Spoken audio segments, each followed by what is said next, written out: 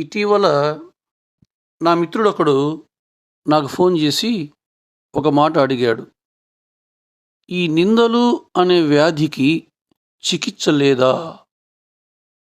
ఒకరిపై ఇంకొకరు ఈ చాడీలు చెప్పుకోవడం ఏమిటి? ఈ అపవాదులు కల్పించడం ఏమిటి? దీనికి పరిష్కారమే లేదా అని అడిగాడు.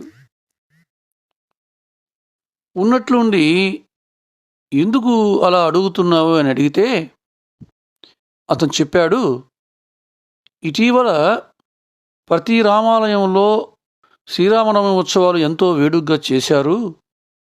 మా ఏరియాలో కూడా ఒక రామాలయం ఉంది, అందులో కూడా శ్రీరామనవమి ఉత్సవాలు జరిగాయి. ఆ ఉత్సవాలలో ఒక్కొక్క రోజు ఒక్కొక్కరు ఉభయం చేశారు.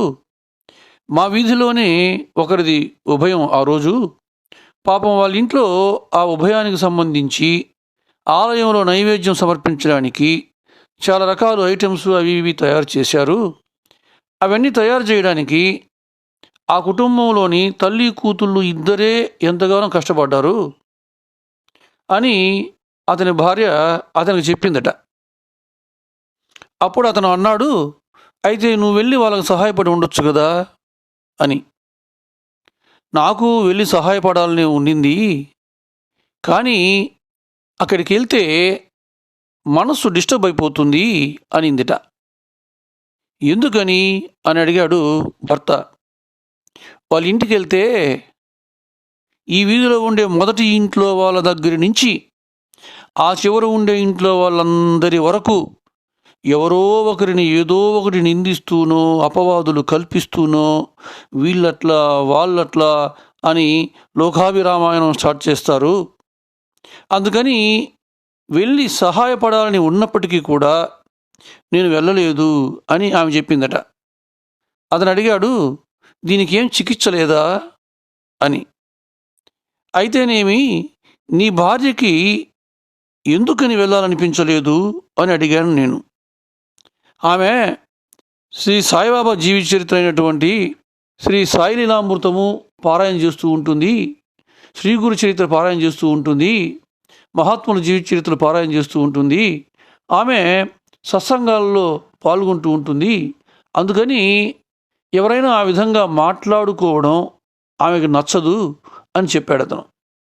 మరి పరిష్కారం నీకు తెలుసు కూడా తెలియదంటున్నావే అని అడిగాను నేను.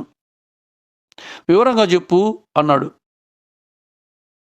అప్పుడు నేను చెప్పాను, నువ్వు చెప్పినటువంటి శ్రీ సాయిబాబా జీవిత చరిత్ర అయినటువంటి శ్రీ సాయి లీలామృతంలో ఇట్లాగా నిందలు చేస్తున్న వాళ్ళు, అపవాదులు చేస్తూ ఉన్నటువంటి వాళ్ళని ఈ విధంగా బ్లేమ్ చేస్తున్న వాళ్ళ గురించి సాయినాథుడు భక్తుల్ని ఎట్లాగా హెచ్చరించేవారో చెప్పారు. అది నేను చెప్తాను, చూడు విను ఒకసారి అని చెప్పాను. ఒకసారి అంజన్వేల్ నుంచి మధురదాస్ అనేటువంటి భక్తుడు వచ్చి సగుణవేరు నాయక్ ఇంట్లో దిగాడు. ఒకరోజు వాళ్ళిద్దరూ సాటివాలి దోషాల గురించే మాట్లాడుకున్నారు.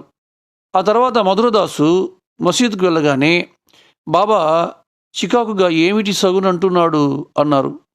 అంటే తమ సంభాషణ బాబాకి ఎంతో బాధ కలిగించింది అని అతను గ్రహించాడు. దుష్ప్రచారము, దాన్ని ఆసక్తితో వినడమే కదా దుస్సాంగత్యం అంటే. అది నిజమైన అబద్ధమైన సర్వము సాయి రూపమున వివేకాన్ని పాడు చేసి పుణ్యం అపహరించి హృదయాన్ని కలుషితం చేస్తుంది.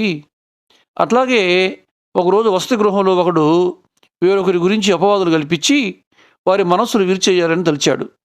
తర్వాత అతడు బాబాల ఇంటికి వెళ్తూ ఉంటే ఎదురయ్యాడు. అప్పుడు బాబా మలం తింటున్నటువంటి ఒక పందిని అతనికి చూపించి, ఆ పంది మలం ఎంత ప్రీతిగా తింటుందో చూచావా? సాటివారి గురించి అపవాదులు కల్పించడం అట్లాంటిదే.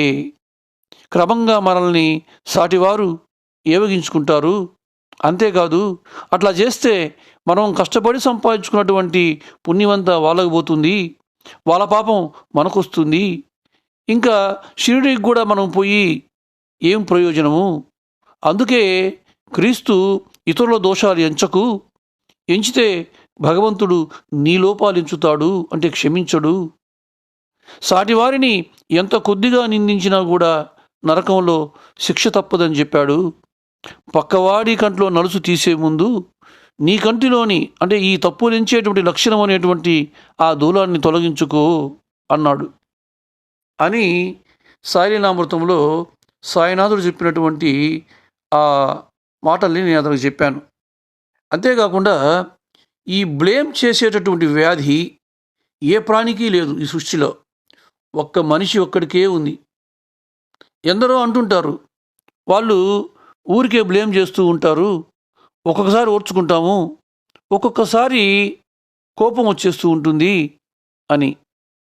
చూడండి, భర్తని బ్లేమ్ చేసే భార్య, భార్యని బ్లేమ్ చేసే భర్త, అత్తని బ్లేమ్ చేసే కోడలు, కోడల్ని బ్లేమ్ చేసే అత్త, ఇట్లాగే ఆఫీసుల్లో పనిచేసేటువంటి కొలీగ్స్ వాళ్ళ అధికారుల దగ్గరకు పోయి ఒకరి మీద ఒకరికి ఏదో చాడీలు చెప్పడం, అపవాదులు కల్పించడం, పక్కింటి వాళ్ళు, ఎదురింటి వాళ్ళు, వీళ్ళు వాళ్ళు అని లేదు, ప్రతి చోట ఎక్కువ మందిలో మనకు ఈ వ్యాధి కనిపిస్తూ ఉంటుంది. భార్య చేసే వంట రుచిగా రాలేదనుకోండి, నువ్వు ఈసారి మంచి టమాటాలు తీసుకొని రాలేదు మార్కెట్ నుంచి, అందువల్లే కూర రుచిగా రాలేదు అంటుంది. ఉదయం నేను ఇంట్లో నుంచి బయలుదేరేటప్పుడే అనుకున్నాను నీ ఏడుపు చూసి, ఈరోజు నాకు ఏదో ఒకటి జరుగుతుందని అంటాడు భర్త ఇంటికొచ్చి. నా కోడలు సరైనదైతే మా కుటుంబం బ్రహ్మాండంగా డెవలప్ అయి ఉండేది అంటుంది అత్త. మా అత్తకి ఎంత చాకిరీ చేసినా తృప్తి ఉండదు, ఎప్పుడు ఏదో ఒకటి నస పెడుతూనే ఉంటుంది, ఆమె వల్ల నాకు మనశ్శాంతి లేదు, నా ఆరోగ్యం దెబ్బతినేసింది అంటుంది కోడలు. ఏ మనిషి అయినా తప్పు నాలోనే ఉంది, ముందు నేను మారాలి అని చెప్పగలగాలి అంటే దానికి ఎంతో ధైర్యం ఉండాలి. అందుకని ఏం చేస్తాడంటే ఎస్కేపిజం, పక్కవాడిని బ్లేమ్ చేయడం, ఆనందించడం. చివరికి పిల్లలు బాగుపడాలని తల్లిదండ్రి ఏదైనా పదే పదే చెప్తూ ఉంటే, అబ్బా మీ ఇద్దరి వల్ల నాకు మనశ్శాంతి లేదు అంటారు పిల్లలు. ఏం జరిగినా తప్పు నాది కాదు, నువ్వే కారణం అని బ్లేమ్ చేసేస్తూ ఉంటారు. ఒక వ్యక్తి ఏ అంశాలు తన మనస్సులో మోస్తున్నాడో అవి ఏమిటో తెలియకుండా పరిష్కారం అనేది లేదు. నేను ఆ వ్యక్తిని బ్లేమ్ చేయకూడదు అని అనుకున్నా కూడా నేను నాకు తెలియకుండానే బ్లేమ్ చేసేస్తూ ఉన్నాను అంటుంటారు కొంతమంది. నిజంగా నీ జీవితంలోకి ఆధ్యాత్మికత అనేది ప్రవేశిస్తే తప్ప దీనికి పరిష్కారం లేదు. ఎవరికి వాళ్ళు తమ మనస్సుని క్రాస్ చెక్ చేసుకోవడం. కానీ ప్రాబ్లం ఏమిటంటే ఎక్కువ మందిలో అలా ఆత్మవిమర్శ చేసుకోవడం అనేది జరగదు. ఎవరో ఒకరిని బ్లేమ్ చేస్తూ హాయిగా ఉందనుకొని బతికేస్తూ ఉంటారు. దీనికి పరిష్కారం, ఎవరైనా బ్లేమ్ చేసినప్పుడు దాన్ని లోపలికి తీసుకోవద్దు. అలా తీసుకుంటే తనంటే తనకున్నటువంటి తాదాత్మ్యం వల్ల, ఆ ఈగో ప్రాబ్లం వల్ల తను వెంటనే రియాక్ట్ అవుతాడు. అట్లా కాకుండా దాన్ని లోపలికి తీసుకోకుండా నిర్లిప్తంగా ఉన్నాడు అనుకోండి, ఏ సమస్య ఉండదు. ఈ బ్లేమ్ చేసే వ్యాధికి చికిత్స ఆధ్యాత్మికత ఒక్కటే, సద్గురువును ఆశ్రయించడం ఒక్కటే. షిరిడిలో సాయినాథుని దగ్గరికి అన్నాసాహెబ్ దబోల్కర్ అని ఒక వ్యక్తి, ఆయన్నే హేమాత్ పంతు అని కూడా అంటారు, ఈయన సాయినాథుడి దగ్గరికి వచ్చాడు. ఆయన సాయి సన్నిధికి చేరుకున్నాడు.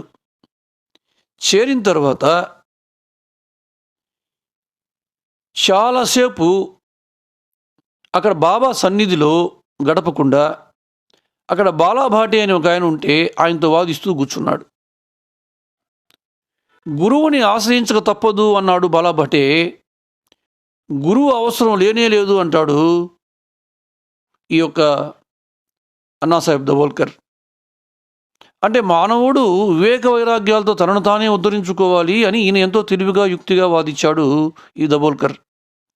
తర్వాత వాళ్ళిద్దరు మసీదుకు వెళ్ళగానే బాబా అన్నారు, ఏమిటి వాడాలో వాదించుకుంటున్నారు? ఆయన సర్వజ్ఞుడు కనుక ఎక్కడ ఏం జరిగేది ఆయనకు తెలుస్తుంది కనుక ఆయన దబోల్కర్ను చూపుతూ ఏమిటి హేమత్ పంతు అంటున్నాడు అన్నారు. అరే, ఎవరూ చెప్పకుండానే మేము ఎక్కడో వాడాలో చేసుకున్నటువంటి తమ చర్చ గురించి ఆయనకి ఎట్లా తెలిసింది అని ఆశ్చర్యపోయాడు దబోల్కర్. అయితే తరువాత ఆయన కొంచెం బాగా ఆలోచించి ఆత్మవిమర్శ చేసుకున్న తర్వాత ఆయన ఏమన్నాడంటే, హేమత్ పంతు అని బాబా నాకు పేరు పెట్టడానికి ఆ రోజు ఉదయం జరిగిన చర్చే కారణం. హేమత్ పంతు అనేటువంటి ఆయన గొప్ప రాజనీతిజ్ఞుడు. రాజధర్మము మరియు రాజ్యతంత్రము అవన్నీ తెలిసినవాడు. అతడు సంస్కృతంలో రాసినటువంటి రాజ్య ప్రశస్తి అనేటువంటి గ్రంథము జగద్విఖ్యాతమైనది. అతడు సర్వకళలు తెలిసినటువంటి వాడు. పండిత సభలో కూడా రాజనీతిజ్ఞుడైనటువంటి పండిత బోపదేవుడు అనేటువంటి ఆయన పక్కనే కూర్చునేవాడు. నేను అజ్ఞుడని, అజ్ఞానిని, ఒక్క వృత్తం కూడా వ్రాయడం చేత కానివాడని, పాండిత్యమే లేని మందమతిని, మహాప్రాజ్ఞుడికి మాత్రమే ఇవ్వాల్సినటువంటి ఆ హేమత్ పంతు అనేటువంటి బిరుదు నాకు బాబా ఇచ్చింది నా మేధా సంపత్తిని చూసి కాదు, నా అహంకారాన్ని, నా వాదించేటువంటి బుద్ధిని దెబ్బతీయడానికే అని అతను అర్థం చేసుకున్నాడు. నేను తగిన అర్హత కానీ విజ్ఞానం కానీ లేకుండానే మాట్లాడాను. బాబా ఇటువంటి మందలింపు అనేటువంటి అంజనంతో సకాలంలో నా కన్నులు తెరిపించి నా లోపం ఏమిటో నాకు తెలిసేలాగా చేశారు. నా అభిప్రాయాలు అవి తప్పైనా సరే వాటిని బలపరుచుకుని, ఇతరుల అభిప్రాయాలు అవి సరైనవైనా సరే వాటిని ఖండించాలి అనేటువంటి బుద్ధిని, ఆ విధంగా వాదించాలి అనేటువంటి కోరికని సర్వదా ఎప్పుడూ నేను విడిచిపెట్టాలి అని సాయినాథుడు నాకు నేర్పాడు అని అతను అర్థం చేసుకోగలిగాడు. అంటే సద్గురువు సాయినాథుడు ఒక్క మాట మాత్రం చేత ఆ అన్నాసాహెబ్ దబోల్కర్ని, అతనిలో ఉండేటువంటి ఆ విధంగా వాదించేటటువంటి బుద్ధిని, ఎదుటి వాళ్ళు కరెక్ట్గా చెప్తున్నా కూడా అది తప్పు అని వాదించేటువంటి దుర్గుణాన్ని సాయినాథుడు ఆ ఒక్క మాట అనడం చేత అదే అనుగ్రహం అయ్యి అతనిలో ఆత్మవిమర్శకి కారణమయ్యి అతను ఆ వాదించాలి అనేటువంటి బుద్ధిని విడిచిపెట్టి ఇతరుల మీద అపవాదులు వేయడం కానీ, ఇతరులని ఖండించడం కానీ, ఇతరులతో ఆర్గ్యుమెంట్ చేయడం కానీ ఇవన్నీ మానుకొని తనలో తాను కొంచెం కొంచెం కొంచెం పరిణతి చెంది బాగా పరిపక్వత చెందిన తర్వాత ఈ సాయినాథుడి సన్నిధిలో జరిగేటటువంటి ఇటువంటి విశేషాలని ఒక సాయి చరిత్ర గ్రంథంగా గనక రాసి ఈ లోకానికి అందిస్తే, ఆయన ఒక్క మాట మాత్రం చేత నా జీవితంలో ఎటువంటి మార్పుని తీసుకొచ్చాడో, నా మనసుని ఏ విధంగా అయితే మార్చగలిగాడో, అదేవిధంగా ఎందరో వాళ్ళ జీవితాలలో వాళ్ళు అభ్యున్నతిని పొందడానికి, వాళ్ళ మనసుల్లో ఇటువంటి మార్పు తెచ్చుకోవడానికి ఈ లీలలు, ఇక్కడ జరిగేటువంటి ఎన్నో విశేషాలు, అనుభవాలు, ఈ బాబా సన్నిధిలో బాబా చెప్పేటువంటి మాటలు ఇవన్నీ కూడా వాళ్ళ జీవితాల్లో వెలుగునిస్తాయి కదా, వాళ్ళ మనసుల్లో మంచి మార్పుని తీసుకొస్తాయి కదా, వాళ్ళు కూడా నాలాగే ఆధ్యాత్మికంగా ఎదగగలుగుతారు కదా అని భావించి చివరికి సాయిబాబా జీవిత చరిత్రని సాయి సచ్చరిత్ర అనేటువంటి పేరుతో ఈ లోకానికి మొట్టమొదటిసారిగా అందించినటువంటి మహనీయుడుగా ఎదిగాడు ఆయన. అయితే ఈ బ్లేమ్ గేమ్ అనేటువంటిది ఉన్నదే, ఇది ఒక మానసిక రుగ్మత, ఒక ఇర్రెస్పాన్సిబుల్ మైండ్. అది దాన్ని సరిచేసుకోగలిగినటువంటి అవకాశం ఉండి కూడా చేసుకోవడం లేదు అని అంటే అదొక బాధ్యత రాహిత్యం.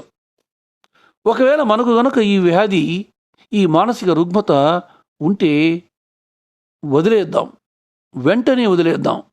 ఇప్పుడే ఈ క్షణం నుంచే బయటపడేందుకు ప్రయత్నిద్దాం.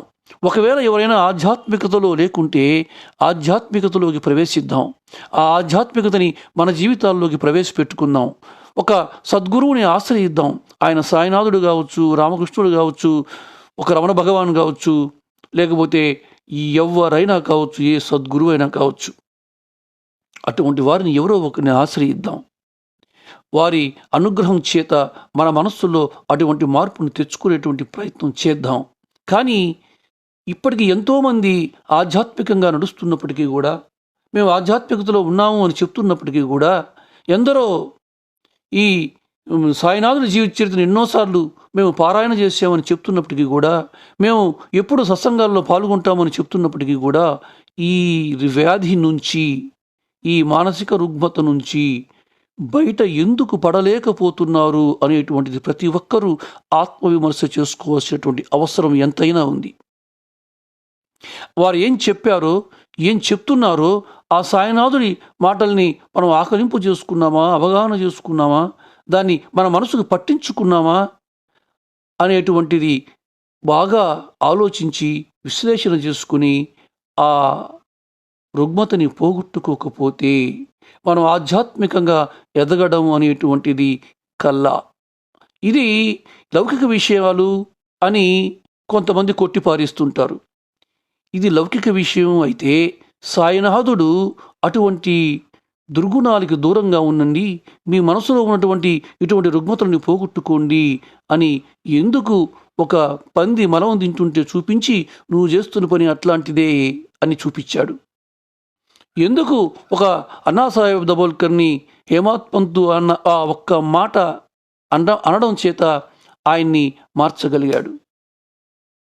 ఇవన్నీ అంటే లౌకిక జీవితం వేరు, ఆధ్యాత్మిక జీవితం వేరు అనేటువంటి భ్రమ నుంచి మనం చాలా వరకు బయటపడాలి.